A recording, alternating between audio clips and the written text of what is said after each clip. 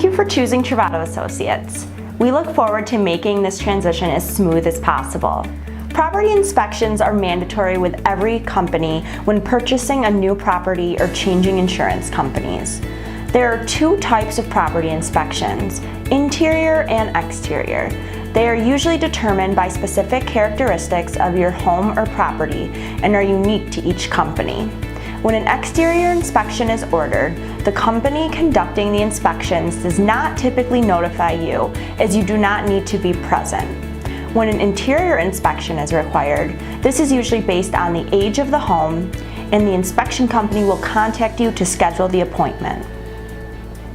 It's important to understand the purpose of these inspections and why this helps you, the policyholder. The property inspection accomplishes two major facts.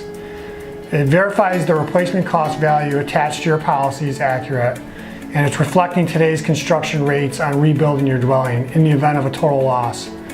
And also, it's used to detect any hazards on your property that would present physical loss or liability exposure.